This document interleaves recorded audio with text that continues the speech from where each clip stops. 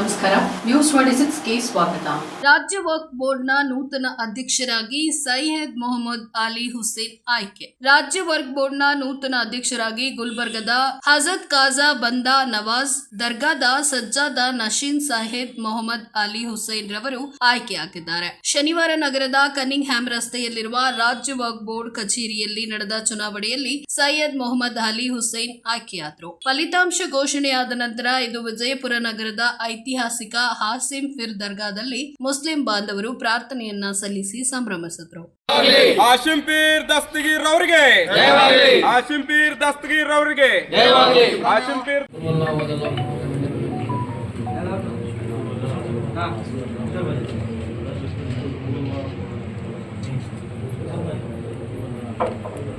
आजा बंदा नवाज की दोस्ता होती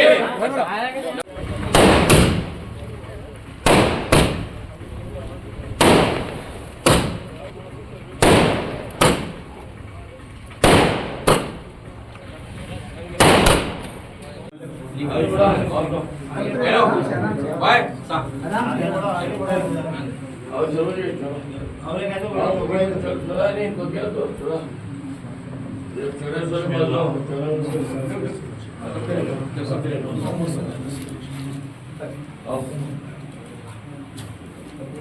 पार्टी को जान को डालो जी बस थोड़ा ब्रीफ दे ಖಾಜಾ ಬಂದಾನವಾಜ್ ದರ್ಗಾದ ಪೀಠಾಧಿಪತಿಗಳಾದ ಅಲಿ ಅಲ್ ಹುಸೇನಿ ಸಾಹೇಬರು ರಾಜ್ಯ ವಕ್ಫ್ ಬೋರ್ಡಿನ ಅಧ್ಯಕ್ಷರಾಗಿ ಆಯ್ಕೆಯಾಗಿದ್ದಾರೆ. ಅವರಿಗೆ ಮೊಟ್ಟ ಮೊದಲನೇದಾಗಿ ನಾವು ಅಭಿನಂದನೆಗಳನ್ನು ಸಲ್ಲಿಸುತ್ತಾ, ರಾಜ್ಯದಲ್ಲಿ ವಕ್ಫ್ ಆಸ್ತಿಗಳು ಹಾಗೂ ವಕ್ಫಿನಲ್ಲಿ ನಡೆದಂತಹ ಸಾಕಷ್ಟು ಭ್ರಷ್ಟಾಚಾರಗಳಾಗ್ಯಾವ, ಅವುಗಳನ್ನು ಅವರು ಸರಿಪಡಿಸ್ತಾರೆ.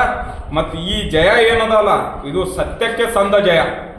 ಯಾಕಪ್ಪ ಅಂತಂದರೆ ಸಾಕಷ್ಟು ಮಂದಿ ಸಾಕಷ್ಟು ಥರದ ಪ್ರಯತ್ನ ಮಾಡಿದರು, ಆದರೂ ಕೂಡ ದೇವರು ಈ ರಂಜಾನ್ ತಿಂಗಳ ಪವಿತ್ರ ರಂಜಾನ್ ತಿಂಗಳಲ್ಲಿ ಅಲಿಬಾಬಾ ರವರನ್ನು ಆಯ್ಕೆಗೊಳಿಸಿ ಸತ್ಯಕ್ಕೆ ಸಂದ ಜಯ ಅಂತೇಳಿ ನಮಗೆಲ್ಲರಿಗೂ ಮೆಸೇಜ್ ಮುಟ್ಟಿಸಿದ್ದಾರೆ ಅಂತೇಳಿ ಈ ಸಂದರ್ಭದಲ್ಲಿ ಹೇಳಿ ಸಂಭ್ರಮ ಏನೆಲ್ಲ ಮಾಡಿದ್ರಿ?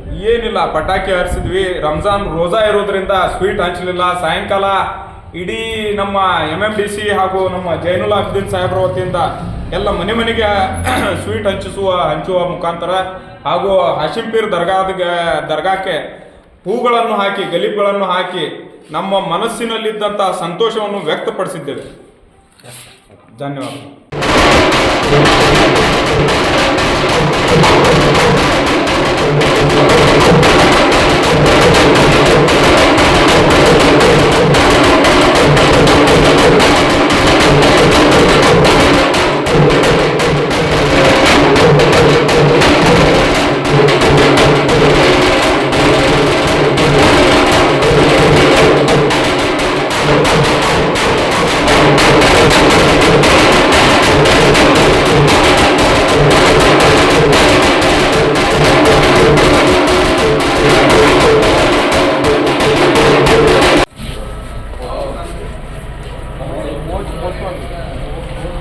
ಇದಾಗಿತ್ತು ಲೇಟೆಸ್ಟ್ ಅಪ್ಡೇಟ್ಸ್. ಇನ್ನಷ್ಟು ಸುದ್ದಿಗಾಗಿ ನೋಡ್ತಾ ಇರಿ ನ್ಯೂಸ್ 26 ಕನ್ನಡ.